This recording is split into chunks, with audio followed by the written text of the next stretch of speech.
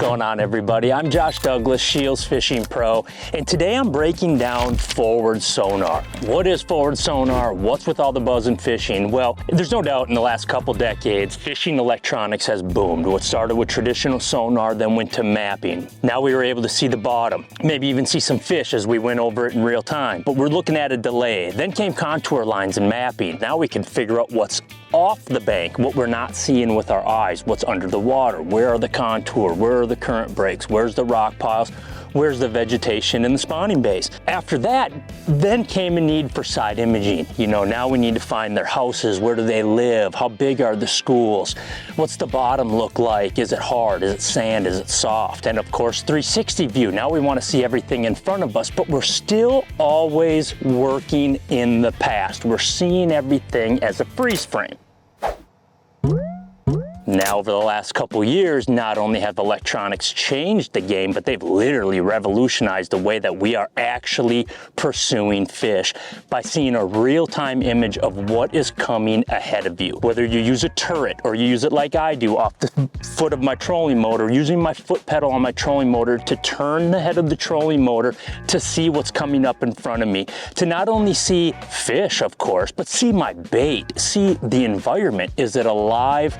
Is it barren? Am I looking at bass? What vegetation are these? Are these walleyes? What do they think of my bait presentation? So much stuff you can utilize with your forward sonar. In the past, it was technically guessing. You were making your best assumption of what it was that we were learning. You found a spot, you fished it, you caught some fish. You're still making a guess because you weren't able to see it, as if you were elk hunting, looking through like a spotting scope and actually being able to analyze what you're doing.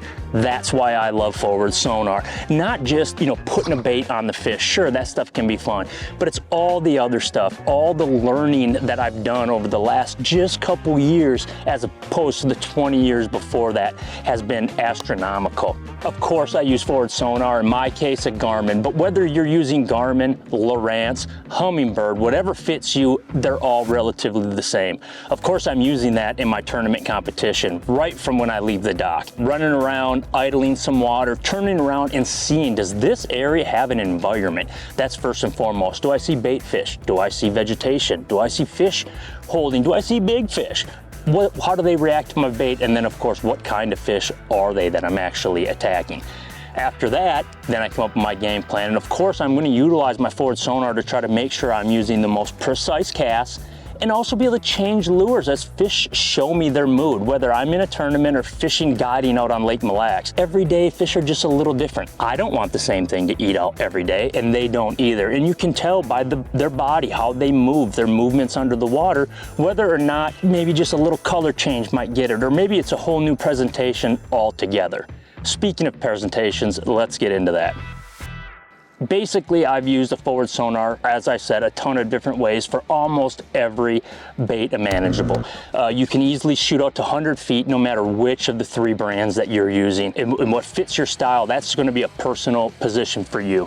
In my case, there's 3 in particular right now that are really doing a lot of the heavy lifting, literally all across the country from Texas to Minnesota. And the first one I'm going to throw out at you is the jerk bait. This is a Shimano World Minnow. Jerk baits are awesome, they always have been, but since forward sonar came out, now these are baits that just never leave the deck. It's not a cold water or pre-spawn thing anymore. Now we're able to go after fish that are looking up, where before we couldn't do that. We could maybe get vertical over the top of them, but we couldn't keep that school out in front of us.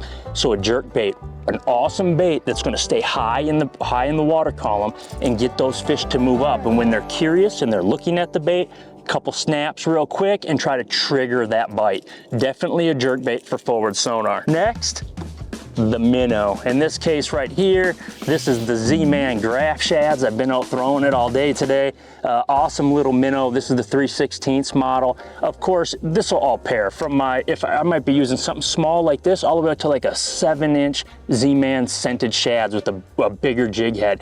Maybe I'm using 3/16 or an 1/8 head, a 1/0 to 2/0 hook, or I'm going to a 3/8 or even a 1/2 ounce head with a 4 out of 5 hook. All of that just depends on where you're fishing and what the forage is. But still, to be able to throw a jig and minnow, ping and a minnow as they like to say, and hanging this over a fish's head, give the rod some shakes, fish eat fish, you're able to put it right on their head, figure out what they are. And if you start getting around schools, you can actually kind of tell size on this forward sonar and actually be able to, selectively start targeting certain fish in the school. Definitely a forward sonar bait here in the minnow. And you always want to throw something like this on a spinning rod because you're going to be able to accurately put it on those fish. And when you miss, when you see your bait, it's a miss and you're not on them, you just want to get it back and put it right back on them. And last but not least, another bait that's going to stay over their head. As I mentioned, jigs, shaky heads, anything that hits the bottom still plays. Those fish, you can see them, you can make sure your bait's put in that position to the school, and maybe even see them sliding around. But one in particular that I never had a lot of confidence in, and now I do, and that's throwing big glide baits. I just never understood them. Unless I could see with my eyes that bait in action, see what the fish were doing, I didn't quite understand how to work it. And being from Minnesota, frankly, I just didn't get a lot of time to throw it. But now I travel to Texas, Florida, and even there I know all the way up in Minnesota, they bite these big baits.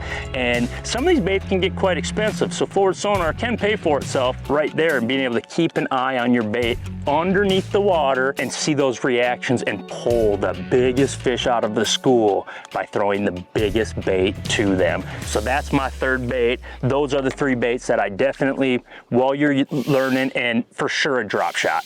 One thing about a drop shot, it does go to the bottom, so you can selectively throw it at them by using different size weights, but the bait will hover there and you'll be able to actually see that, and you can see the fish run over and grab that bait, especially when we're talking about smallmouth, largemouth, and heck, even spotted bass. The biggest key when it comes to forward sonar is just getting out there and using it, turning that thing on, see what's coming ahead of you even, if there's a stump or something there. So much stuff you can learn strictly by turning that unit on and keeping it on. Things that'll make your next day on the water all the better. To get more information on forward sonar or to pick out one that's best for you, stop by at your local SCHEELS store today and talk to one of their extremely knowledgeable associates that they have there that can help you answer all those questions, or of course visit on scheels.com. Tight lines.